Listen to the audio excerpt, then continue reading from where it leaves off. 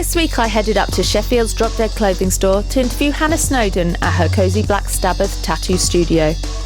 During this series we'll cover numerous topics relating to her life and career, but during part 1 we'll delve into her student years, how her parents reacted to her career path, and her thoughts on destiny.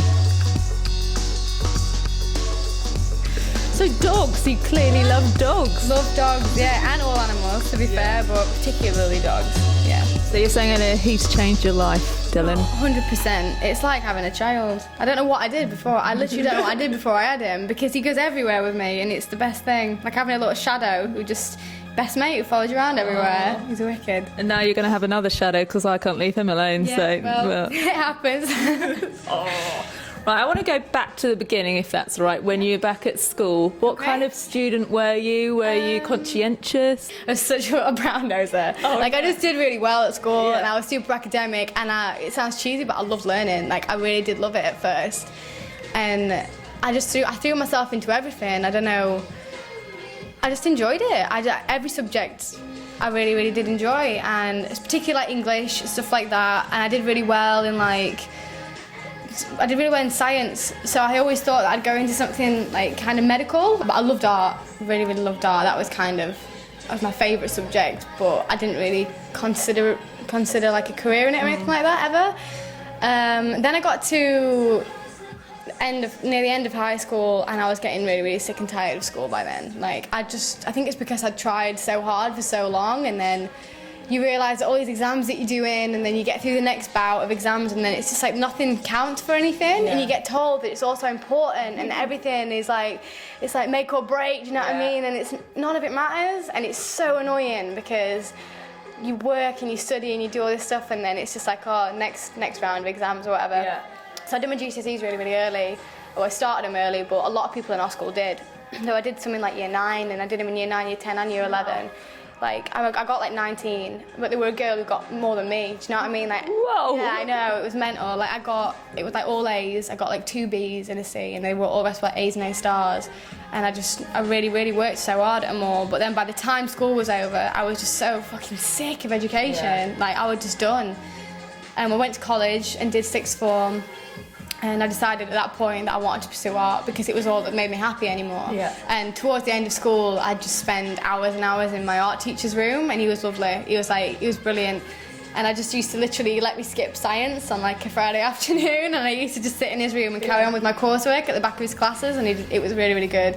Kind of like, that's the point at which I met a lot of really odd people through school as well, like these people you think you're really, really close friends with and that you've grown up with and stuff like that, and it's girls, you know what I mean? And it's growing up, and it's bitchy, and it's horrible, and I just was so sick of everything that surrounded school. And then I got to college thinking that it'd be better or it'd be different, and then you realise that your GCSEs count for shit, and you've got to do it all again. And then stay in school, kids, though. Stay in school, by the way. But then it's like all A levels and all that sort of stuff. So I did AS. And I was like, right, I'm gonna do this. I'm gonna do A levels. I'm gonna be an art therapist. So I was like, right, I'm gonna do clinical psychology, all this sort of stuff. So I studied like biology, psychology, and art. I was like, I'm just gonna go for this. Did the first year, and then it was just like, I was just spent. I wasn't enjoying going to college. I just hardly ever went. I just couldn't be bothered. And I got offered a job at a little tattoo studio, just a little walking studio in like the town that I went to college in, and it was nothing fancy, but it was where I met like my 2 best friends at the time, and they were awesome. It was called Tom and James, and they literally they taught me how to tattoo. Like, the people who owned the studio at Nexus were really, really nice guys, but they were the 2 who sort of took me under their wing, and they also got me the job. And from then, because the studio was a super walking vibe, it was like it had all the flash on the walls and stuff like that, which is all fine, but us 3 really wanted to have like a custom studio. We really wanted to do something more, we wanted to do something different. Yeah. And there wasn't really anything like that in that town at the time, so we decided to open up our own shop. Well, they did. They were like the business minds, I was just the apprentice, do you know what I mean? But I was like, I'll come with you, let's do this. And they opened up a shop called Holy Mountain in Scunthorpe, and it was sick. It was really, really good. And it was just something different. And it was really, really fun, and that is where I would say that I actually learned how to tattoo, because I wasn't old enough before then either to actually pick up a machine and start tattooing. So when I got there, I got to Holy Mountain, they really did that's when I learned. The only thing was my boss did full colour realism, and he barely even used a line at that point. Wow. So it was like, in terms of the tattooing style that I wanted to do, he couldn't really show me much because he didn't do that himself. So after a while, it was just like, I'm not really getting any further, and that's when I decided to go it alone. But then that's when I opened this place. yeah. And now, how did your parents react when you said, I'm not going to do the academic thing, I think this is where I'm meant to be? It was obviously a little bit like, they were a bit apprehensive at first, but they were very supportive of it. Like, my mum straight away was like, I've got faith in you. I know that whatever base that you're going to do, you're going to do well in it, so just go for it. Yeah, she's wicked. I've tattooed her so much, like, it's brilliant.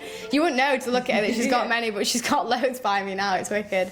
And my dad was very supportive. He was gutted, obviously, like he really wanted me to be this little, go to university and do all this stuff, I think, at first, but then as soon as he saw the fact that I was really passionate about it, and that I could draw. Quite good. I was all right, yeah. So he jumped on board and he was like, yeah, no, if you want to do it, at the end of the day, all that matters is how happy you are, and if that's what it is, then do it. But I don't think that he expected it to turn into this, and I didn't, do you know what I mean? I just wanted to be happy, and I am. So it worked out, I guess, but yeah. It was weird at first, because I was always so academic. It was just almost set in stone that I would go to university and I'd do all these things, and then it's just not how life works sometimes. Yeah. But I didn't pursue it, which is what's weirder. It just happened. Do you believe in fate then, and destiny and all that sort of stuff? I believe that you create your own destiny, 100%, but I also believe that at the same time, if your eyes are open to it, these opportunities are presenting themselves like all the time to you. And it's whether or not you choose to take notice of that. And I do. So I'm a lot more relaxed now in terms of I try not to force anything. And if stuff arises, then I'll go for it, and I still pursue things. But you can't force some things. They just have to happen naturally. And you just got to go with the flow. 100%. Do we sound like right hippies? No, probably. It's going to get like that, innit? It's going to go that way, and I'm going to sound stupid, but you have to do it, man. You just have to let life happen sometimes and see what it brings, because at that point I was living with my dad when I was at college and all that sort of stuff, and I didn't have any money, and I wasn't really earning much money anyway. With the apprenticeships, obviously you have to work for a certain amount of time, and you have to give them a cut and all this sort of stuff, but it didn't matter because I always just got by. I always did all right, and I had the support of my family, so that did help a lot. But I didn't think then that I'd be where I am now. I just thought I didn't know what was going to happen. I just knew that it were a better choice than pursuing something that made me miserable. What's that? Yeah.